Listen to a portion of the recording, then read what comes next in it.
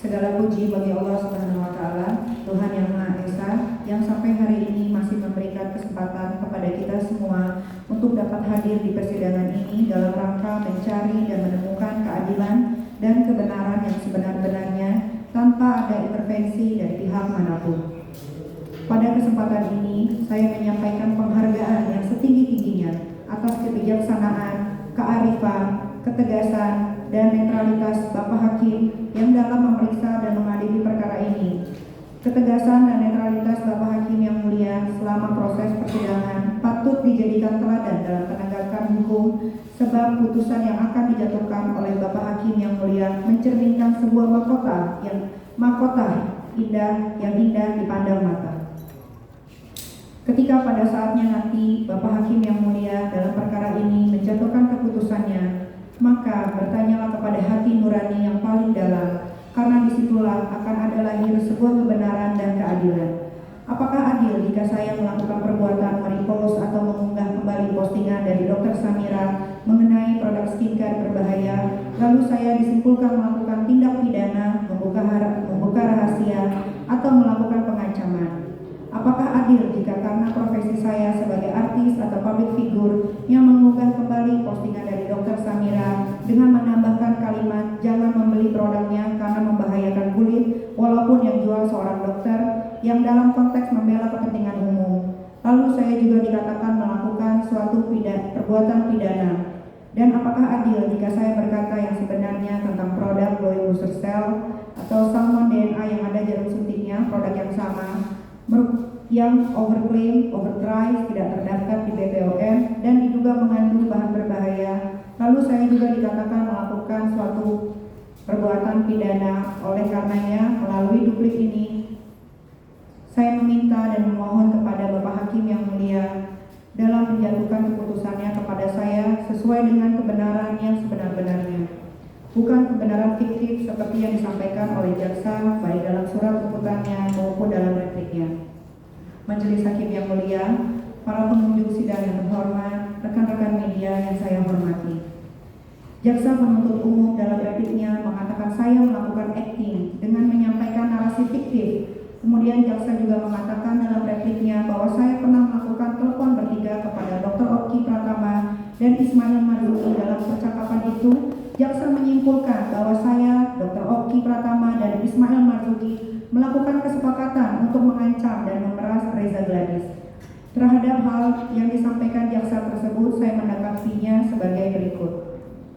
Bahwa yang suka acting, membuat drama, dan suka membangun narasi fiktif dalam persidangan ini adalah jaksa. Karena dalam persidangan ini tidak pernah ada fakta mengenai isi percakapan di telepon bertiga antara saya dengan Dr. Oki Pratama dan Ismail Marzuki melakukan kesepakatan untuk mengancam dan memeras Reza Gladys. Bahwa jaksa jangan suka mengarang bebas sesuka hatinya, menyimpulkan sesuatu yang tidak pernah terungkap di persidangan. Di persidangan ini berdasarkan keterangan dari ahli digital forensik yang diajukan sendiri oleh jaksa yang bernama Rujit Kusuminoto SHAC dan seterusnya menjelaskan terhadap panggilan telepon tidak bisa dilakukan ekstraksi sehingga tidak diketahui isi percakapannya. Bahwa jika keterangan ahli digital forensik yang bernama Rujit Kusuminoto SHACE dan seterusnya di muka persidangan ini telah mengatakan terhadap panggilan telepon tidak bisa dilakukan ekstraksi sehingga tidak diketahui isi percakapannya, maka dari mana sebenarnya sumbernya jaksa bisa menyimpulkan bahwa dalam panggilan telepon bertiga antara saya, Dr. Oki Pratama, dan Ismail Marzuki telah melakukan kesepakatan untuk melakukan pengancaman dan pemerasan terhadap Reza Gladys. Bahwa jaksa penuntut umum kayaknya sudah menjadi tukang sulap. Bayangkan telepon bertiga antara saya, Dr. Oki Pratama, dan Ismail Marzuki bisa disulap jaksa menjadi sebuah kesepakatan untuk melakukan pengancaman dan pemerasan kepada Reza Gladys. Padahal di dalam persidangan ini tidak ada satupun saksi yang mendengarkan langsung isi percakapan tersebut. Isi percakapan itu hanya saya, Dr. Oki Pratama, Ismail Marzuki, dan Tuhan yang tahu. Kalau jaksa menyimpulkan ini percakapan itu adalah kesepakatan untuk melakukan pengancaman dan pemerasan terhadap Reza Gladys, maka pertanyaannya, jaksa mengetahuinya dari mana? Sedangkan dalam fakta persidangan ini tidak ada satupun saksi yang mengetahui isi percakapan itu. Bahkan ahli digital forensik yang bernama Rujit Kuswinoto, SHAC dan seterusnya yang dihadirkan jaksa di muka persidangan ini telah mengatakan panggilan telepon tidak bisa dilakukan ekstraksi sehingga tidak diketahui isi percakapannya. Bahwa selain jaksa penuntut umum sudah menjadi tukang sulap, jaksa juga sudah tidak menggunakan ilmu hukum dalam menangani perkara saya. Tapi jaksa menggunakan ilmu dukun supranatural karena bisa menyimpulkan percakapan bertiga antara saya, Dr. Oki Pratama dan Ismail Marzuki, melakukan kesepakatan untuk melakukan pengancaman dan pemerasan terhadap Reza Gladys. Padahal di dalam persidangan ini tidak pernah ada bukti maupun fakta tentang hal itu. Coba jaksa penuntut umum buktikan lagi di muka persidangan ini mana isi ekstrasi dalam percakapan bertiga antara saya, Dr. Oki Pratama dan Ismail Marzuki pada tanggal 27 Oktober 2024 pukul 18.07 selama 7 menit 40 detik yang mengatakan bahwa saya, Dr. Oki Pratama dan Ismail Marzuki melakukan kesepakatan untuk mengancam dan memeras Reza Gladys. Bahwa adanya riwayat panggilan telepon bertiga antara saya, Dr. Oki dan Ismail Marzuki pada tanggal 27 Oktober pada pukul 18.07 selama 7 menit 40 detik hanya membuktikan bahwa benar adanya komunikasi kami bertiga, tapi tidak membuktikan isi percakapan yang ada dalam panggilan telepon tersebut adalah suatu kesepakatan antara saya, Dr. Oki Pratama, Ismail Marzuki untuk mengancam dan memeras Reza Gladys. Bahwa yang artiskan saya, tapi kenapa jaksa penuntut umum yang melakukan acting seolah-olah menyimpulkan dalam panggilan telepon bertiga antara saya dan Dr. Oki Pratama dan Ismail Marzuki telah melakukan kesepakatan untuk melakukan pengancaman dan pemerasan terhadap Reza Gladys. Padahal berdasarkan keterangan ahli digital forensik yang diajukan sendiri oleh jaksa yang bernama Rujit Kuswinoto SHAC dan seterusnya di muka persidangan ini menjelaskan terhadap panggilan telepon tidak bisa dilakukan ekstraksi sehingga tidak diketahui isi percakapannya. Apakah jaksa penuntut umum ingin menjadi artis juga? Kalau mau menjadi artis, belajar dulu yang benar supaya tidak mencantumkan fakta-fakta yang manipulatif. Bahwa dengan demikian terbukti yang melakukan akting dan drama dengan menyampaikan narasi-narasi fiktif dalam persidangan ini adalah jaksa penuntut umum. Karena jaksa penuntut umum mencantumkan fakta yang tidak pernah terungkap di persidangan dan tidak didukung dengan alat bukti lainnya, sehingga tidak dapat diterima kebenarannya. Oleh karenanya mohon kepada Bapak Hakim yang mulia menolak tuntutan dan replik jaksa penuntut umum. Majelis Hakim yang mulia, para pengunjung sidang yang terhormat, rekan-rekan media yang saya hormati.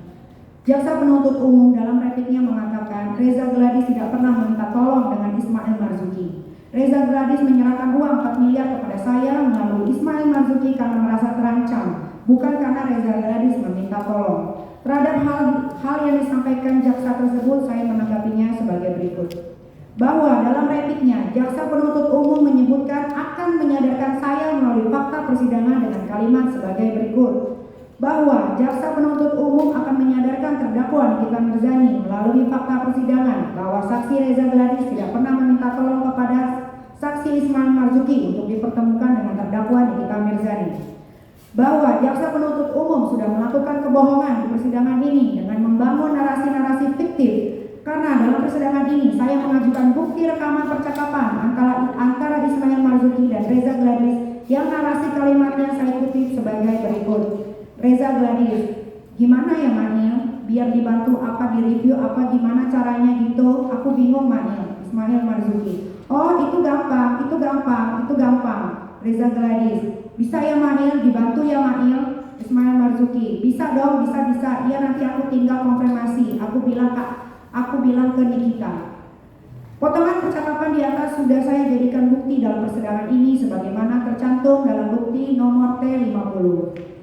Bahwa saya juga mau menyadarkan jaksa penuntut umum. Coba jaksa penuntut umum gunakan mata dan telinganya untuk membaca dan mendengar lagi narasi percakapan di atas yang saya transkrip ke dalam bentuk kalimat.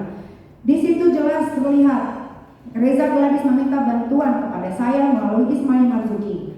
Apakah kalimat dari Reza Gladys yang mengatakan gimana ya Mahil, biar dibantu, apa direview, apa gimana caranya gitu, aku bingung Mahil, bukan permintaan tolong. Kalau menurut jaksa itu bukan permintaan tolong dari Reza Gladys seperti yang ada dalam repliknya, Terus apa dong itu? Apakah kalimat gimana ya Mail? Biar dibantu, apa direview, apa gimana caranya gitu? Aku bingung Mail. Itu adalah kalimat permintaan Reza Gladys untuk diancam atau diperas. Baca dan dengarkan baik-baik jaksa, jangan banyak menghayal.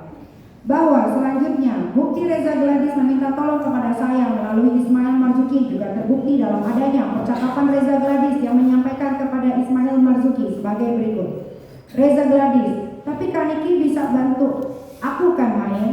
Aku pengen baikan, aku gak mau berantem, aku sama siapa gak pernah ribut. Ismail Marzuki, iya santai-santai bisa. Reza Gladys, oke Mail sambil ketawa. Ismail Marzuki, nanti coba ya, Mail lihat dulu gimana. Reza Gladys, ya tolonglah Mail. Buat jaksa, saya juga mau menyadarkan Anda, jangan bukakan hati Anda dengan membangun narasi-narasi fiktif di persidangan ini. Coba buka lebar-lebar mata dan baca baik-baik kalimat percakapan di atas. Bagian mana yang jaksa bilang kalau Reza Gladys tidak pernah meminta tolong kepada saya melalui Ismail Marzuki. Kalimatnya, tapi Kak Niki bisa bantu kan Mail? Aku kan pengen baikan, aku gak mau berantem, aku sama siapa gak pernah ribut. Dan kalimat iya tolonglah Mail jelas-jelas merupakan kalimat permintaan tolong dari Reza Gladys kepada saya melalui Ismail Marzuki. Tapi kenapa jaksa bilang Reza Gladys tidak pernah meminta tolong kepada saya melalui Ismail Marzuki? Apakah jaksa tidak bisa membaca kalimat yang pakai tulisan bahasa Indonesia?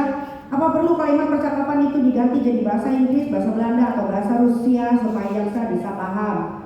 Bahwa kalau jaksa menyimpulkan itu bukan permintaan tolong dari Reza Gladys kepada saya melalui Ismail Marzuki, saran saya alangkah baiknya jika jaksa penuntut umum pergi ke dokter spesialis THT untuk melakukan pengecekan mata dan telinga agar bisa normal kembali penglihatan dan pendengarannya. Bahwa fakta lain yang membuktikan Reza Gladys meminta tolong kepada saya diperoleh dari keterangan Dr. Oki dan keterangan Ismail Marzuki, di mana dalam persidangan ini keterangan dari Dr. Oki Pratama dan Ismail Marzuki saling bersesuaian mengatakan Reza Gladys meminta bantuan saya. Bahwa berdasarkan uraian fakta tersebut di atas, maka kesimpulan jaksa penuntut umum yang mengatakan Reza Gladys tidak pernah meminta tolong kepada saya melalui Ismail Marzuki terbukti adalah kesimpulan yang penuh dengan rekayasa dan kebohongan. Oleh karenanya mohon kepada Bapak Hakim yang mulia agar menolak replik jaksa penuntut umum tersebut. Majelis Hakim yang mulia, para pengunjung sidang yang terhormat, rekan-rekan media yang saya hormati. Jaksa penuntut umum dalam repliknya mengatakan saya telah dimanjakan oleh Bapak Hakim yang mulia. Cuma karena saya dan penasihat hukum saya mengajukan saksi meringankan dan mengajukan ahli dalam persidangan ini.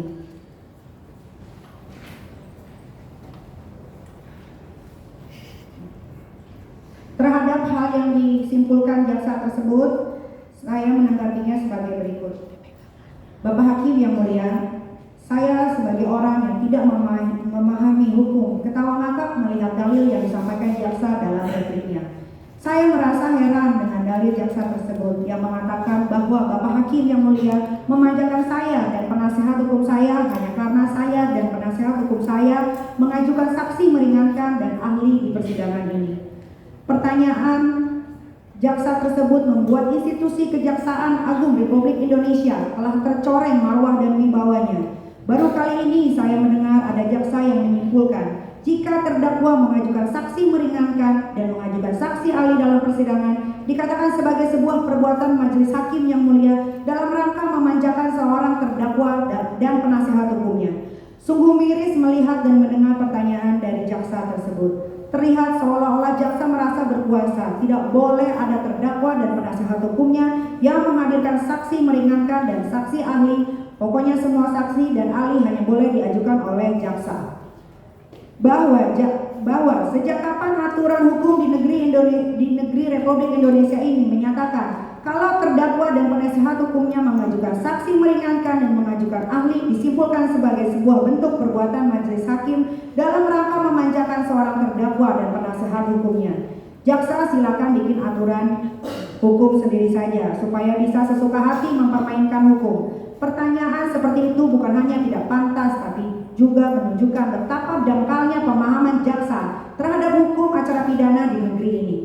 Kalau jaksa penuntut umum tidak paham mengenai hukum acara pidana di Indonesia, mengenai hak terdakwa dan penasehat hukumnya mengajukan saksi meringankan atau ahli di persidangan, sebaiknya jangan menangani perkara saya, karena sikap jaksa penuntut umum ini sudah mencoreng, membuat malu dan merendahkan marwah dan wibawa dari Kejaksaan Agung Republik Indonesia. Bahwa setahu saya dalam hukum acara pidana, terdakwa dan penasehat hukumnya diberikan oleh KUHP untuk menghadirkan saksi meringankan atau saksi ahli di dalam persidangan. Dalam perkara ini, saya dan penasehat hukum saya menggunakan haknya untuk mengajukan saksi meringankan, saksi ahli seperti tertulis dalam pasal 65 KUHP yang berbunyi, terdakwa atau penasehat hukumnya berhak untuk mengusahakan dan mengajukan saksi atau orang lain yang dapat memberikan keterangan yang menguntungkan bagi dirinya. Bahwa saudara jaksa terbiasa menangani perkara yang terdakwa dan penasehat hukumnya selalu mengikuti apa kemauan dari jaksa, sehingga ketika jaksa mendapat saya dan penasehat hukum saya yang melakukan perlawanan dan mengajukan saksi meringankan atau saksi ahli dan disetujui oleh Bapak Hakim yang mulia, langsung dianggap sebagai bentuk sikap yang manja dan spesial yang diberikan oleh Bapak Hakim yang mulia. Bahwa saya menghadirkan saksi meringankan dan saksi ahli dalam persidangan ini adalah hak hukum saya yang dijamin oleh KUHP, bukan bentuk perbuatan majelis hakim dalam rangka memanjakan saya dan penasehat hukum saya. Pertanyaan jaksa tersebut merupakan bentuk pelecehan terhadap independensi, martabat, dan marwah peradilan. Karena dengan entengnya jaksa menuduh Bapak Hakim yang mulia tidak adil, hanya karena Bapak Hakim yang mulia memberikan ruang kepada saya untuk membela diri dengan cara menggunakan hak hukum saya dan penasehat hukum saya menghadirkan saksi meringankan dan saksi ahli. Bahwa selain itu, pertanyaan dari jaksa juga seolah menegaskan dirinya bahwa saudara jaksa yang paling berkuasa di sini, bukan Bapak Hakim yang mulia yang mengadili perkara ini. Jaksa mendeklar tidak boleh ada pihak-pihak yang mengajukan bukti, saksi meringankan dan saksi ahli selain dari jaksa. Saudara jaksa yang mengasumsikan peradilan ini adalah miliknya. Hanya jaksa yang boleh diberi kesempatan oleh Bapak Hakim yang mulia untuk mengajukan bukti, saksi dan ahli. Terdakwa dan penasehat hukumnya tidak boleh dan dilarang untuk mengajukan bukti, saksi meringankan dan ahli. Bahwa kalau saya dan penasehat hukum saya diberikan kesempatan oleh Bapak Hakim yang mulia untuk menghadirkan saksi meringankan dan saksi ahli disebut sebagai sebuah bentuk perbuatan majelis hakim dalam rangka memanjakan saya dan penasehat hukum saya, maka untuk apa kita punya KUHP? Apa persidangan ini tidak menggunakan KUHP? Kalau tidak menggunakan KUHP, kita bakar saja KUHP-nya itu agar jaksa boleh mengklaim hanya dirinya yang boleh didengar di setiap persidangan pidana. Yang lain tidak boleh didengarkan di pengadilan. Bahwa pertanyaan saudara jaksa tersebut hanya memperlihatkan argonasinya, tapi juga memperlihatkan mentalitas otoriter, kesewenang-wenangan yang ingin menutup ruang pembelaan bagi saya dan penasehat hukum saya. Jaksa hanya ingin dia saja yang didengar dalam persidangan ini, sehingga menyimpulkan usaha saya menghadirkan saksi meringankan dan saksi ahli dan disetujui oleh Bapak Hakim yang mulia sebagai bentuk perbuatan hakim yang mulia dalam rangka memanjakan saya dan penasehat hukum saya. Bahwa pertanyaan saudara jaksa yang mengatakan Bapak Hakim yang mulia telah memanjakan saya dan penasehat hukum saya karena saya dan penasehat hukum saya menghadirkan saksi meringankan dan saksi ahli dalam persidangan ini adalah bentuk ketakutan jaksa karena argumentasi pembelaan saksi dan ahli yang saya ajukan di persidangan ini lebih masuk akal dan logis. Ahli yang diajukan jaksa dalam persidangan ini pada saat diperiksa hampir semuanya tidak logis. Terlebih lagi ahli ITE dari jaksa yang bernama Anin Dito Eskom dan seterusnya, ketika saya dan penasehat hukum saya bertanya, jawabannya semua tidak tahu dan hanya pelongo. Begitupun dengan ahli TPPU bernama Muhammad Novian SHMA yang dihadirkan jaksa di muka persidangan ini. Ketika saya dan penasehat hukum saya bertanya, jawabannya hampir semua tidak tahu. Bahwa jika saya dan penasehat hukum saya dikatakan oleh jaksa telah dimanjakan Bapak Hakim yang mulia, lalu bagaimana dengan sikap jaksa yang selalu membangkang dengan perintah hakim, di mana pada saat proses pembuktian Bapak Hakim yang mulia memerintahkan kepada jaksa agar setiap sidang membawa saksi 5 orang saksi, tapi oleh jaksa membawa 2 atau 3 setiap sidang. Tapi hal itu tetap ditolerir oleh Bapak Hakim yang mulia. Bahkan saudara jaksa dalam persidangan ini tidak menghadirkan ahli BPOM dan ahli psikologi, tapi hal itu juga masih ditolerir oleh Bapak Hakim yang mulia. Jadi sebenarnya siapa yang dimanjakan di sini? Kalau mengikuti hukum acara pidana yang sebenarnya, harusnya jaksa memaksa ahli BPOM dan ahli psikologi untuk datang ke persidangan ini, bukan malah membiarkan seolah tidak terjadi apa-apa. Jadi kesimpulannya, saudara jaksa jangan merasa berkuasa di dalam persidangan ini sehingga menyimpulkan usaha saya menghadirkan saksi meringankan dan ahli lalu disetujui oleh Bapak Hakim yang mulia dianggap sebagai bentuk perbuatan Bapak Hakim yang mulia dalam rangka memanjakan saya dan penasehat hukum saya. Persidangan ini milik para pencari keadilan, bukan milik saudara jaksa, karena sebenarnya saudara jaksa lah yang sudah diberikan hak istimewa dan dimanjakan oleh Bapak Hakim yang mulia. Jangan berlagak seperti orang kehilangan akal sehatnya. Jejak digital mengenai perbuatan jaksa yang tidak sopan dalam perkara saya ini masih banyak di sosial media. Bahwa berdasarkan uraian tersebut di atas, maka kesimpulan jaksa penuntut umum yang mengatakan usaha saya menghadirkan saksi meringankan dan saksi ahli sebagai bentuk perbuatan Bapak Hakim yang mulia dalam rangka memanjakan saya dan penasihat hukum saya adalah kesimpulan yang mengandung rekayasa dan kebohongan yang nyata. Oleh karena itu, Bapak Hakim yang mulia harus menolaknya. Majelis Hakim yang mulia, para pengunjung sidang yang terhormat, rekan-rekan media yang saya hormati.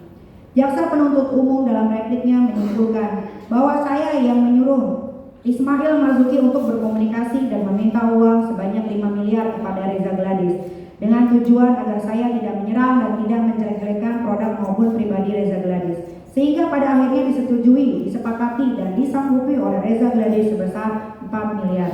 Terhadap hal yang disampaikan jaksa tersebut saya menanggapi sebagai berikut. Bahwa dalam repliknya jaksa juga menguraikan perbuatan saya sebagai berikut. Bahwa sekitar pukul 13.58 WIB terdakwa Nikita Mirzani meneruskan satu gambar nota pembelian e-commerce glowing booster cell atau salmon DNA yang ada jarum suntiknya yang telah diburamkan tanggalnya kepada saksi Ismail Marzuki serta mengirim pesan, ini baru salah satu, belum semua mahir, bisa hancur kredibilitas sebagai dokter, gua jamin. Bahwa selanjutnya saksi Ismail Marzuki mengirimkan satu gambar nota pembelian e-commerce salmon DNA atau glowing booster cell Glavitcha yang sudah diburamkan tanggalnya kepada saksi Reza Gladys dalam bentuk pesan gambar sekali terbuka pada aplikasi WhatsApp, yang juga saksi Ismail meneruskan pesan dari terdakwa Nikita Mirzani kepada saksi Reza Gladys yang mengatakan bisa hancur kredibilitas Reza sebagai dokter, gua jamin. Bahwa uraian jaksa penuntut umum seperti yang ada dalam repliknya tersebut merupakan cerita fiktif, karangan belakang, manipulasi, dan fakta yang penuh dengan kebohongan. Karena berdasarkan keterangan Ismail Marzuki di persidangan ini, Ismail mengakui tidak pernah memberitahukan kepada saya mengenai hal-hal apa saja yang Ismail sampaikan dalam percakapan kepada Reza Gladys. Ismail Marzuki mengakui di persidangan ini tidak pernah mendapatkan perintah apapun dari saya, apalagi perintah untuk menyuruh Ismail Marzuki meneruskan pesan WhatsApp kepada Reza Gladys. Ismail Marzuki mengakui di persidangan ini bahwa perbuatannya yang meneruskan pesan tersebut kepada Reza Gladys adalah inisiatifnya sendiri tanpa ada perintah atau arahan dari saya. Semua narasi-narasi kalimat percakapan Ismail Marzuki yang dikirimkan ke Reza Gladys dilakukan atas dasar inisiatifnya sendiri, termasuk meneruskan pesan pribadi saya kepada Reza Gladys yang kalimatnya bisa hancur kredibilitas Reza Gladys, gua jamin. Itu juga adalah inisiatif dari Ismail Marzuki. Di dalam bukti percakapan antara Ismail Marzuki dengan Reza Gladys tertanggal 14 November 2024 pukul 14 WIB sampai 14.20 WIB tidak terdapat adanya riwayat pengiriman gambar nota pembelian e-commerce glowing booster cell yang diburamkan tanggalnya. Seharusnya jika jaksa mengatakan Ismail Marzuki mengirimkan satu gambar nota pembelian e-commerce salmon DNA yang ada jarum suntiknya yang telah diburamkan tanggalnya kepada saksi Reza Gladys dalam bentuk pesan gambar sekali terbuka pada aplikasi WhatsApp, maka dalam riwayat chat aplikasi WhatsApp tersebut harusnya masih ada tertinggal jejak bekas pengiriman gambar. Akan tetapi faktanya di dalam riwayat chat aplikasi WhatsApp tersebut sama sekali tidak terdapat atau tidak ada tertinggal jejak bekas pengiriman gambar. Fakta mengenai tidak terdapat adanya jejak bekas riwayat pengiriman satu gambar nota pembelian salmon DNA yang ada jarum suntiknya yang dijual di e-commerce yang tangannya sudah diburamkan pada tanggal 14 November 2024 pukul 2.14 WIB sampai 14.20 WIB dikuatkan dengan keterangan saksi ahli dari jaksa sendiri yang bernama Rujit Kuswinoto SH dan seterusnya. Mohon kepada Bapak Hakim yang mulia memeriksa kembali riwayat percakapan antara Ismail Marzuki dengan Reza Gladys pada tanggal 14 November 2024 pukul 14 WIB sampai dengan pukul 14.20 WIB. Bahwa artinya jaksa terbukti dalam repliknya telah membuat sebuah cerita fiktif dengan narasi-narasi yang penuh dengan karangan belakang, manipulasi dan fakta yang mengandung kebohongan, bukan didasarkan fakta hukum yang sebenarnya, sehingga kesimpulan jaksa yang mengatakan saya yang menyuruh Ismail Marzuki untuk berkomunikasi dan meminta uang sebanyak 5 miliar kepada Reza merupakan kesimpulan yang bohong. Bahwa begitupun dengan kesimpulan jaksa yang mengatakan saya bersama-sama dengan saksi Ismail Marzuki mengirimkan 3 gambar salmon DNA atau glowing booster cell, 1 gambar nota pembelian e-commerce glowing booster cell yang telah diburamkan tanggalnya kepada saksi Reza Gladys Pretiatsari dalam bentuk pesan gambar sekali terbuka pada aplikasi WhatsApp dijadikan sebagai alat untuk mengancam Reza Gladys merupakan kesimpulan yang bohong. Karena faktanya di dalam chat aplikasi WhatsApp antara Ismail Marzuki dan Reza Gladys telah terbukti tidak terdapat adanya jejak bekas riwayat pengiriman 1 gambar nota pembelian e-commerce salmon DNA yang ada jarum suntiknya yang telah diburamkan tanggalnya pada tanggal 14 November 2024 pukul 14 sampai 14.20 WIB, sehingga replik jaksa haruslah ditolak. Majelis Hakim yang mulia, para pengunjung sidang yang terhormat, rekan-rekan media yang saya hormati, jaksa penuntut umum dalam repliknya mengatakan bahwa perubahan pasal yang dilakukannya sah-sah saja karena jaksa menyimpulkan bahwa dia adalah penguasa dan pengendali perkara dengan mengutip asas dominus litis. Terhadap yang disampaikan jaksa tersebut saya menanggapinya sebagai berikut. Bahwa jaksa tidak memiliki ilmu pengetahuan hukum yang cukup mengenai asas dominus litis dalam hukum pidana. Jika semua jaksa modelannya begini, dapat dipastikan penegakan hukum di Indonesia menjadi carut-marut dan kacau balau disebabkan minimnya dan dangkalnya ilmu hukum yang dimiliki oleh jaksa. Sebenarnya saya juga tidak ingin menanggapi, walaupun saya bukan sarjana hukum yang memiliki pengetahuan di bidang hukum, tapi saya juga berbaik hati dan agar jaksa bertambah ilmu pengetahuannya, maka saya akan menjelaskan apa sebenarnya maksud dari asas dominus litis. Bahwa setahu saya, dominus litis yang dimiliki oleh jaksa memiliki beberapa implikasi penting. Pertama, menjamin konsistensi penegakan hukum. Artinya, jaksa dapat memastikan bahwa hukum ditegakkan secara konsisten sesuai dengan prinsip keadilan. Kedua, mencegah intervensi dari pihak eksternal. Dalam hal ini menegaskan independensi kejaksaan dalam menangani perkara pidana, sehingga meminimalisir potensi intervensi dari pihak lain yang dapat mempengaruhi proses peradilan. Ketiga, mendorong keadilan restoratif dengan adanya kewenangan untuk menghentikan perkara dengan alasan tertentu. Jaksa dapat menerapkan prinsip keadilan restoratif guna menyelesaikan perkara pidana secara lebih humanis dan efisien. Bahwa asas dominus litis artinya pihak yang mengendalikan proses jalannya perkara. Asas ini dipakai jaksa sebagai pengendali perkara. Maksudnya adalah memberikan kebebasan bagi jaksa untuk menentukan apakah suatu perkara layak untuk dilimpahkan ke pengadilan atau tidak. Apakah perkara itu cukup bukti atau tidak. Apakah perbuatan itu merupakan perbuatan pidana atau tidak.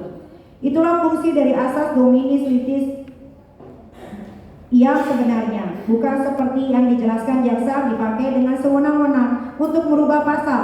Pertanyaannya, pertanyaan jaksa dalam repliknya tersebut yang telah salah menafsirkan asas dominus litis menyebabkan penyalahgunaan kekuasaan yang dilakukan oleh jaksa seperti message prostitution. Jaksa dapat menggunakan kewenangannya untuk menekan atau mengintimidasi seseorang melalui proses hukum. Abuse of power, adanya kendali penuh dari jaksa tanpa mekanisme pengawasan yang kuat dapat disalahgunakan untuk kepentingan pribadi atau kelompok tertentu.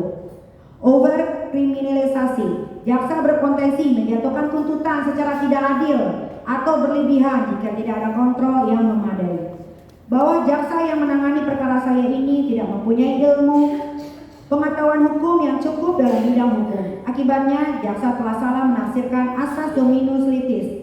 Jaksa yang menangani perkara ini sesuka hatinya berubah-ubah pasal dengan berlindung di balik asas dominus litis. Padahal sesungguhnya asas itu bukan dipakai untuk merubah-rubah pasal, tapi dipakai untuk menentukan apakah suatu perkara layak untuk dilimpahkan ke pengadilan atau tidak. Apakah perkara itu cukup bukti atau tidak? Apakah perbuatan itu merupakan perbuatan pidana atau tidak? Saya memaklumi jika jaksa dan dalam perkara ini salah menafsirkan asas dominus litis karena masih belajar semua. Akan tetapi saya sarankan kepada jaksa agar sekolah lagi belajar menafsirkan asas hukum yang benar, biar tidak menjadi sesat dan menyesatkan. Bahwa kalau jaksa menggunakan pasal 144 KUHP sebagai dasar merubah pasal dalam surat dakwaan dan tuntutannya, maka pada waktu proses penyidikan di kepolisian, Anda sebagai penguasa dan pengendali perkara seharusnya menyuruh penyidik untuk tidak melakukan proses penyidikan terhadap dugaan tindak pidana pencemaran nama baik dan pemerasan melalui media elektronik. Dan kenapa jaksa membiarkan penyidik melakukan proses penyidikan dengan pasal 368 KUHP bukan dengan pasal 369 ayat 1 KUHP? Bapak Hakim yang mulia, jaksa yang menangani perkara saya ini sombong dan kurang ajar. Tidak sadar diri kalau mereka rata-rata sekolahnya masih sampai di tingkat sarjana semua. Mereka memperlihatkan arogasinya dan kesewenang-wenangannya di sini seakan-akan mereka lah yang paling berkuasa dan boleh mengatakan apa saja kepada saya dan penasehat hukum saya. Kepada Bapak Jaksa Agung RI, seharusnya jaksa yang tidak bermoral dan tidak beretika seperti ini jangan lagi dipakai. Kalau bisa dipecat saja semuanya. Karena hanya menjatuhkan marwah dan wibawa dari institusi kejaksaan Republik Indonesia. Kemudian jaksa penuntut umum dalam repliknya juga mengatakan, saya tidak tahu membaca dan akan membawa saya ke taman baca. Dalil ini juga bentuk serangan-serangan personal dari jaksa penuntut umum kepada saya. Justru sebaliknya, yang harus belajar membaca adalah jaksa. Kalau bisa jaksa belajar baca dan belajar hukum pidana lagi ke luar negeri seperti ke Amerika, Inggris, Belanda, biar tidak salah menafsirkan dan menerapkan asas-asas hukum pidana dalam praktek peradilan. Bahwa dalam repliknya jaksa terlalu banyak menyerang pribadi saya dan penasehat hukum saya, sehingga terlihat jaksa tidak menanggapi baik nota pembelaan pribadi saya maupun nota pembelaan dari penasehat hukum saya. Serangan pribadi jaksa penuntut umum kepada saya dan penasehat hukum saya membuktikan bahwa jaksa sudah kehabisan argumentasi, sudah kehabisan akal, dan sudah kehabisan cara membantah seluruh dalil-dalil yang ada dalam nota pembelaan penasehat hukum saya, sehingga menyerang pribadi penasehat hukum saya dan mengatakan tidak paham hukum dan penasehat hukum saya harus sekolah dan belajar lagi. Ada masalah apa Anda, saudara jaksa? Kalau ada masalah pribadi di rumah, selesaikan secepatnya di rumah. Jangan dibawa-bawa ke persidangan. Akibatnya jaksa penuntut umum serampangan membuat serangan-serangan yang membabi buta. Majelis Hakim yang mulia, para pengunjung sidang yang terhormat, rekan-rekan media saya hormati, dalam repliknya jaksa penuntut umum mengatakan bahwa saya jangan mencederai keadilan dengan mendesain seolah-olah saya sebagai korban. Jaksa mengatakan saya harus mengedepankan dan menjunjung tinggi nilai-nilai keadilan yang diatur dalam undang-undang berdasarkan argumentasi yuridis. Terhadap hal yang disampaikan jaksa tersebut, saya menanggapinya sebagai berikut. Saya sampaikan kepada jaksa penuntut umum, jangan menceramahi saya dengan mengatakan kepada saya harus mengedepankan dan menjunjung tinggi nilai-nilai keadilan, karena faktanya saudara jaksa sendiri mencederai nilai-nilai keadilan dengan cara memperkosa dan mempercundangi hukum. Hal ini tergambar dari salah satu perbuatan jaksa yang berada di kasus Trenggiling pada Pengadilan Negeri Jakarta Barat. Di kasus Trenggiling, jaksa yang menangani perkara tersebut sama dengan jaksa yang menangani perkara saya. Dalam kasus Trenggiling tersebut, jaksa telah menuntut terdakwa Rizky Julpratomo bin Bambang Sumardiko dengan tuntutan 1 tahun penjara dan denda 20 juta. Padahal pidana yang ada di dalam pasal 21 ayat 2 huruf C junto pasal 40A ayat 1 huruf F Undang-Undang Nomor 32 Tahun 2024 tentang perubahan atas Undang-Undang Nomor 5 Tahun 1990 junto pasal 55 ayat 1 ke 1 KUHP ancamannya minimal 3 tahun penjara dan maksimal 5 tahun penjara. Fakta ini membuktikan bahwa jaksa telah melakukan malpraktek hukum karena melakukan perbuatan menyimpang dari hukum yang berlaku. Jadi kepada jaksa, jangan bicara keadilan kalau Anda sendiri memperlihatkan ketidakadilan itu melalui surat tuntutan terhadap terdakwa Rizky Julpratomo bin Bambang Sumardiko dalam kasus Trenggiling. Saudara jaksa harus banyak berkaca, jangan membicarakan diri sendiri melalui orang lain. Tindakan jaksa yang sudah memperkosa dan mempercundangi hukum sudah membuat malu institusi Kejaksaan Agung Republik Indonesia.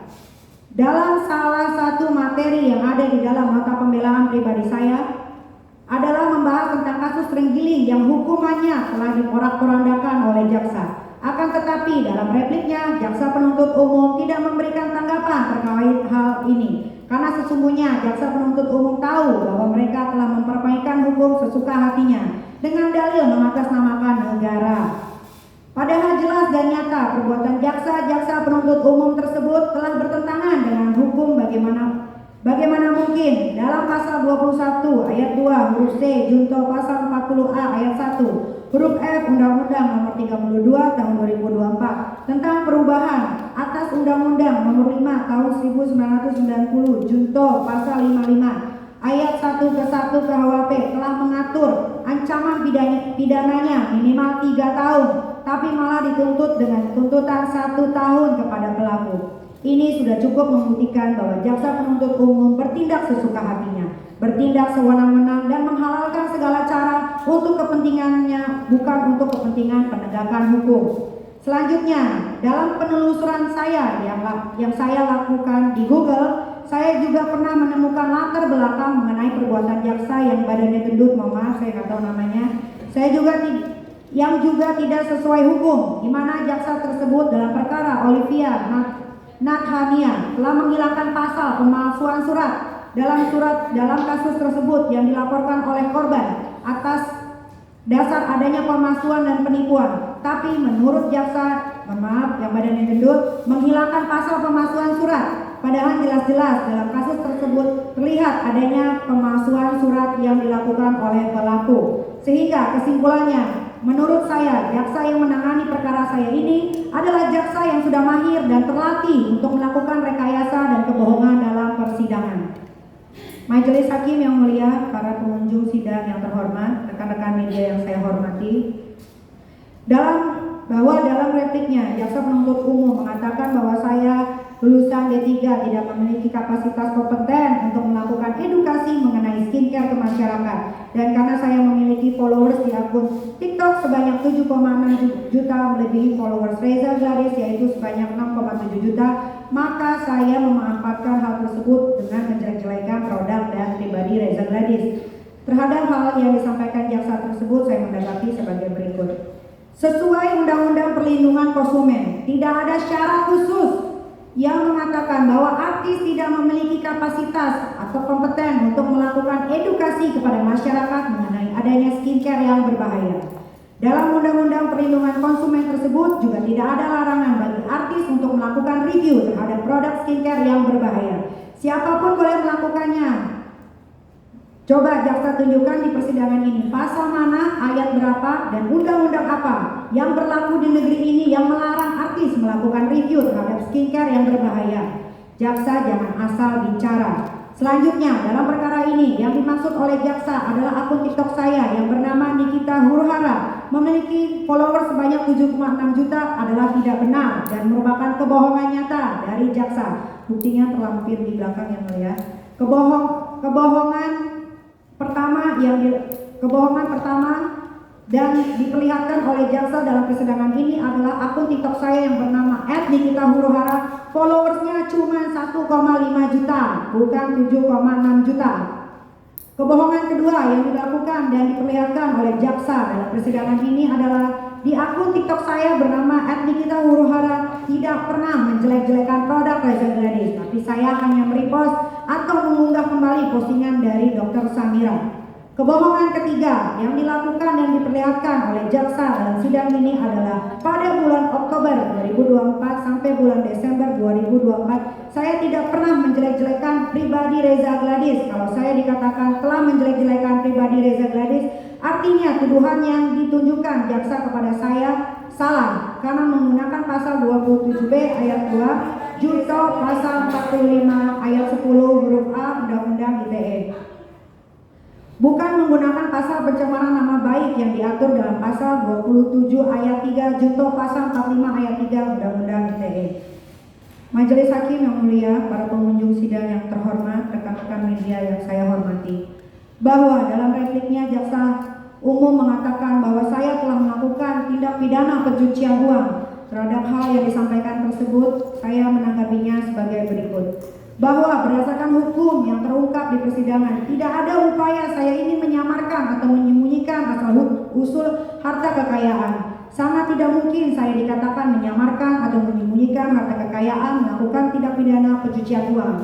Jika uang sebesar 2 miliar ditransfer Reza Gladys ke rekening PT Bumi Parawisesa